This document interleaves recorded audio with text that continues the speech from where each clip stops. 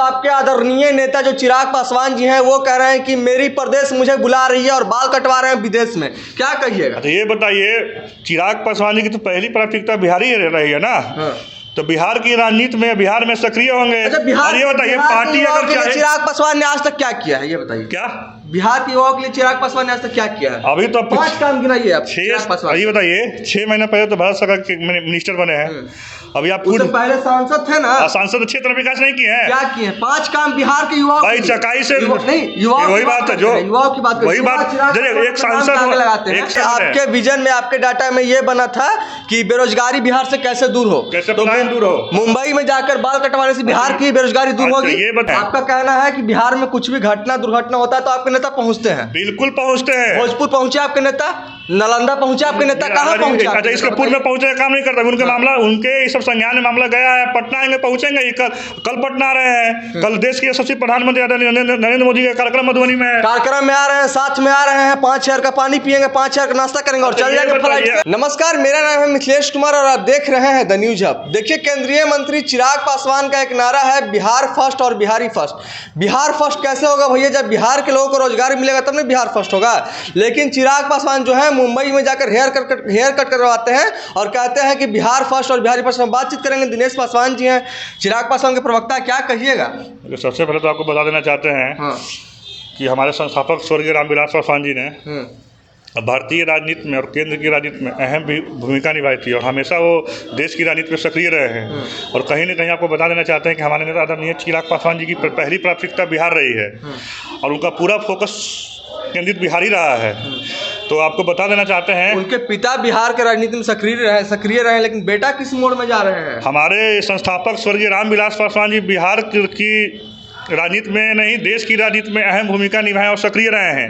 और हमारे नेता आदरणीय चिराग पासवान आज यशस्वी देश के प्रधानमंत्री आदरणीय नरेंद्र मोदी जी के साथ उनके कैबिनेट में भारत सरकार के मिनिस्टर हैं। तो कहीं ना कहीं हमारे नेता का पहली प्राथमिकता बिहार ही रही है और उनका पूरा केंद्रित बिहार पे ही रहता है। क्योंकि 2020 में उनका एक स्लोगन था कि बिहार फर्स्ट और बिहारी फर्स्ट, जो विजन डॉक्यूमेंट उन्होंने तैयार किया था। इसका मतलब क्या? बिहार फर्स्ट और बिहारी फर्स्ट, बिहार फर्स्ट और बिहार फर्स्ट और बिहारी फर्स्ट का डिफिनेशन ये है, उसको जो उनका डाटा जो बना था, जो विजन डॉक्यूमेंट जो बना था, उसमें है कि बेरोजगार कैसे दूर हो, बिहार एक शिक्षित राज्य कैसे बने, बिहार एक समृद्ध राज्य कैसे बने। आपके विजन में, आपके डाटा में ये बना था कि बेरोजगारी बिहार से कैसे दूर हो, कैसे दूर हो। मुंबई में जाकर बाल कटवाने से बिहार की बेरोजगारी दूर होगी। ये बताइए आप, अगर किसी काम से, निजी काम से अगर मुंबई वो गए हैं और अपने हेयर कट करवा रहे हो, तो ये कौन सी बड़ी बात हो गई? अगर मुंबई किसी का कोई निजी काम से, हम भी अगर मुंबई जाएंगे, दिल्ली जाएंगे, जाहिर सी बात, अगर बाल बड़ा होगा तो वहीं पे कटवाएंगे। तो ये इसको आप राजनीतिक दृष्टिकोण से जोड़ने का काम मत कीजिए। उनका व्यक्तिगत चीज है, बाल कटिंग कराना, दाढ़ी बनवानी तो अलग मैटर करता है। तो कहीं ना कहीं उनका फोकस तो बिहार से ही रहा है। आप 2020 में देखे होंगे जिस तरह से बिहार फर्स्ट और बिहारी फर्स्ट को लेकर पूरे बिहार, पूरे जिले, आरजेडी तो कह रही है कि बिहार के ठाकुरों का अपमान है ये। अब आरजेडी के पास कोनो मुद्दा है? बताइए। जो इंडी गठबंधन के जो राजकुमार बैठे हुए हैं, तेजस्वी यादव जी और राहुल यादव राजकुमार है, क्या है? चिराग पासवान क्या है ये? चिराग पासवान जी, देखिए, चिराग पासवान जी 14 में चुनाव जीत के पार्लियामेंट पहुंचे हैं, 19 में चुनाव जीत के पार्लियामेंट पहुंचे हैं, 24 में चुनाव जीत के पार्लियामेंट पहुंचे हैं। वही तेजस्वी जी की सिस्टर बड़ी दीदी को देखिए, मीसा भारती 14 में चुनाव हारने का काम की, 19 में चुनाव हारने का काम की। उन्हीं परिवार से आती है ना। तेजस्वी यादव पे बात कीजिए। तेजस्वी यादव क्या नौकरी के नाम पर जमीन लेने का काम करते हैं? अब तरुण यादव का नाम पर 80 बीघा जमीन कहाँ से दिल्ली में आ गया? इस पे बात कीजिए ना। तो कहीं ना कहीं आप हमारे नेता का कंपेयर कर रहे हैं। तो हमारे नेता हमेशा शुरू से संकल्पित रहे बिहार को लेकर, बिहारियों को लेकर। कितने दिन आपके नेता बिहार में रहते हैं? ये बताइए, पार्लियामेंट चलता है तो दिल्ली रहते हैं। वही पार्लियामेंट चल रहा है। ये बताइए, 2 दिन पहले पूर्व में देखिएगा, 2 दिन पहले 3 दिन पहले देखिएगा कि मुजफ्फरपुर में आगजनी हो गई थी। हमारे नेता डायरेक्ट वहाँ पहुँचने का काम किए और पीड़ित परिवार से मिलने का काम किए। उसके बाद आप देखिएगा तुरंत वहाँ हाजीपुर हो गए, हाजीपुर में 5-7 कार्यक्रम में शामिल हुए हैं। आपका कहना है कि बिहार में कुछ भी घटना दुर्घटना होता है तो आपके नेता पहुँचते हैं? बिल्कुल पहुँचते हैं। भोजपुर पहुँचे आपके नेता, नालंदा पहुँचे आपके नेता, कहाँ पहुँचे? अच्छा, इसके पूर्व में पहुँचने का काम नहीं करता उनके मामला, उनके सब संज्ञान में मामला गया है। पटना आएंगे, पहुँचेंगे। कल पटना आ रहे हैं। कल देश के यशस्वी प्रधानमंत्री नरेंद्र मोदी के कार्यक्रम मधुबनी में आ रहे हैं, साथ में आ रहे हैं। 5 शहर का पानी पियेंगे, 5 शहर का नाश्ता करेंगे और चल जाएंगे फ्लाइट से। की बात है ना कि अगर कोई दलित लीडर अगर 5,000 का पानी तो पी रहा है, ये आपको याद होगा आज से 20 साल पहले जाइएगा ना तो हमारे संस्थापक आदरणीय रामविलास पासवान जी बहुत लोग विपक्ष वाले कटाक्ष करते थे कि स्वर्गीय रामविलास पासवान जी बिस्लेरी पानी से नहाते हैं। क्यों? दलित लीडर बिस्लेरी पानी से नहीं नहा सकते हैं और जनरल कैटेगरी के लोग पानी से नहाने का काम करेंगे तो अच्छी बात है। आपको याद होगा जिस तरह से आप बोल रहे हैं कि हमारे नेता 5,000 का पानी पीते हैं, तो बाबा साहब भीमराव अम्बेडकर जी भी कोट पैंट पहनते थे, तो उन पर बहुत कैसे लगाने का काम किए हैं। ये लोगों क्यों नहीं दिखता? अगर दलित लीडर कुछ पहनता है या कुछ पानी पीते हैं तो खुशी की बात होनी चाहिए ना। हम तो चाहते हैं कि दलित आपको याद है कि डॉक्टर भीमराव अम्बेडकर जो है कि कोट पैंट पहनते थे और ये याद नहीं है कि पेड़ के नीचे बैठकर पढ़ते थे। ये बताइए, अच्छा बाबा साहब नहीं बोले, बाबा साहब का इन्हें पहना होना साफ सुथरा होना चाहिए, अच्छा दिखना चाहिए। कोट पैंट की जहाँ तक बात है तो पेड़ के नीचे पढ़ाई बिल्कुल पढ़ाई करते थे। बाबा साहब अम्बेडकर जी का कोई संघर्ष भूला नहीं है। आज भी पूरे देश में लोग उनको याद करता है। आज उनकी 134वीं जयंती थी, पूरा देश उनको याद किया था। तो कहीं ना कहीं बाबा साहब भीमराव अम्बेडकर से लोग प्रेरणा लेते हैं। घटक दल के जो है केंद्रीय गृह मंत्री हैं, भारत के गृह मंत्री अमित शाह, वही कहते हैं कि अम्बेडकर फैशन हो गया। और आप लोग बात कर रहे हैं, कोई फैशन नहीं होगा। बाबा साहब अम्बेडकर सबके आस्था में बसते हैं, मन में बसते हैं। बाबा साहब के विचारों को लेकर सब चलने का काम करते हैं। ये बताइए अम्बेडकर जी को वहाँ म्यूजियम कौन बनवाया है? भारतीय जनता पार्टी ने बनवाने का काम किया है दिल्ली में। तो कहीं ना कहीं जो भारतीय जनता पार्टी जो एनडीए सरकार ने जो सम्मान दिए बाबा साहब भीमराव अम्बेडकर जी को, कांग्रेस तो हमेशा अपमान करने का काम किया है।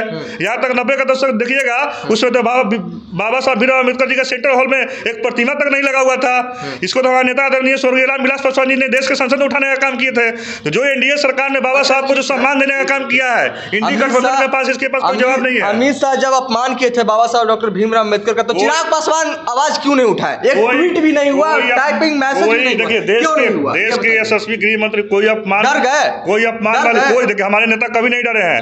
आपको याद होगा तो SC/ST एक्ट का जो मामला हुआ था उसमें भी हमारे नेता संस्थापक जीवित थे स्वर्गीय रामविलास पासवान जी ने, और हमारे नेता आदरणीय चिराग पासवान जी ने हमेशा दलितों के साथ, बहुजनों के साथ खड़ा उतरने का काम करते हैं किसी भी मुद्दे को लेकर। ये नहीं कि हमारे नेता डरने वाले हैं। जो भी अगर आएगी बात समाज के हित के लेकर और बहुजनों के लिए हित के लेकर, हमारे नेता आदरणीय चिराग पासवान जी खड़ा उतरने का काम करेंगे। ठीक है, तो आपके आदरणीय नेता जो चिराग पासवान जी हैं वो कह रहे हैं कि मेरी प्रदेश मुझे बुला रही है और बाल कटवा रहे हैं विदेश में, क्या कहिएगा? तो ये बताइए, चिराग पासवान जी की तो पहली प्राथमिकता बिहार ही रही है ना। तो बिहार की राजनीति में, बिहार में सक्रिय होंगे। अच्छा, और ये बताइए पार्टी अगर चाहे, चिराग पासवान ने आज तक क्या किया है ये बताइए। क्या बिहार के युवाओं के लिए चिराग पासवान ने आज तक क्या किया है? अभी तो 5 काम गिनाइए आप। ये बताइए 6 महीना पहले तो भारत सरकार के मिनिस्टर बने हैं। अभी आप पहले सांसद थे ना। सांसद क्षेत्र विकास नहीं किए हैं। क्या किए? 5 काम बिहार के युवाओं भाई चकाई से नहीं, युवाओं वही बात है जो युवाओं की बात, वही बात। एक सांसद होने का दायरा कम होता है, एक संसदीय क्षेत्र होता है। जो उनको केंद्र सरकार से जो लाभ होता है उन्होंने वो क्षेत्र में पहुंचाने का काम किए। और बात की रही विकास की, तो कहीं से कहीं रोजगार केंद्र सरकार और राज्य सरकार दोनों मिलकर ही राज्य में कोई योजना देगी या बेरोजगारी दूर करेंगी। ठीक है, अभी आप बताइए हमारे नेता आदरणीय चिराग पासवान जी ने दरभंगा में फूड बोर्ड लाने का काम किए हैं, हाजीपुर और निपटा लाने का काम किए हैं। तो 6 महीना पहले तो भारत सरकार के मिनिस्टर बने हैं और कहीं ना कहीं भारत सरकार की योजना का धरातल पर उतारने का काम कर रहे हैं। उनके भाई कह रहे हैं 80 लाख का गाड़ी। भाई क्या बोलते हैं, भाई क्या बोलते हैं, नहीं बोलते हैं, इस पर मत जाइए। अच्छा, भाई को प्रिंस राज जी को मैगी बनाने से फुर्सत कहीं मिलता है? बताइए। प्रिंस राज जी को अगर आप याद कीजिएगा जब 2020 का उपचुनाव लड़ रहे थे ना समस्तीपुर से लोकसभा, तो कुछ मानिए कि चिराग पासवान जी का एहसान मानिए कि क्षेत्र में जाकर और प्रिंस राज को बूथ स्तर तक, पंचायत स्तर और प्रखंड स्तर तक जाकर चुनाव जिताने का काम किए। अगर चिराग पासवान नहीं होते ना तो प्रिंस राज किसी के घर में बर्तन मांजते और मैगी बनाते हुए आपको मिलते। चलिए ये बता दीजिए जाते जाते कि चिराग पासवान बिहार लौट रहे हैं विधानसभा चुनाव में, कितने सीट पे तैयारी है हम लोग? देखिए हम लोग एनडीए घटक के 5 दल हम लोग एक साथ हैं और कहीं नहीं गठबंधन दल की कुछ सीमाएं होती हैं, कुछ गठबंधन दल का कुछ धर्म होता है। तो अगर संख्या बल अगर ले हम अभी राजनीतिक तौर पे और सामाजिक तौर पे आप लोग की ज़्यादा नहीं ज़्यादा की ज़्यादा या कम की बात नहीं है। अगर गठबंधन धर्म का संख्या बता दे, संख्या सादा करना की मैं बात कर रहा हूँ कि 5 हमारे नेता चिराग पासवान सीट मिला, 5 सीट जीते, तो इस बार कितना सीट मिलेगा? हमारे नेता आदरणीय चिराग पासवान जी लोकसभा का चुनाव में यही बातें चल रही थी, गठबंधन में कितने सीट मिलेंगी, नहीं मिलेंगी। शांतिपूर्ण ढंग से गठबंधन में हम लोग को सीटें मिली और 5 से 5 सीट हम लोग जीतने का काम किए। तो जाहिर सी बात है कि हमारे नेता आदरणीय चिराग पासवान जी को और हमारे दल को सम्मानजनक सीट मिलेगी, उसमें कोई किंतु परंतु नहीं है। और हम लोग का आप लोकसभा चुनाव में देखें, हम लोग का 100% स्ट्राइक रेट रहा है और आने वाले विधानसभा चुनाव में हम लोग पाँचों घटक दल मजबूती से 225 सीट जीतकर एक मजबूत सरकार बनाने का बिहार में काम करेंगे। चलिए, तो हमारे साथ एलजेपीआर के प्रवक्ता दिनेश पासवान जी थे। इनका साफ तौर पे कहना था कि जो भी गठबंधन हम लोग को सम्मानजनक सीटें देंगे उस पर चुनाव लड़ने का काम करेंगे। आपकी क्या प्रतिक्रिया हमारी इस बातचीत को लेकर? आप अपनी प्रतिक्रिया कमेंट बॉक्स में जरूर दर्ज करें। तब तक के लिए देखते रहें द न्यूज़। धन्यवाद।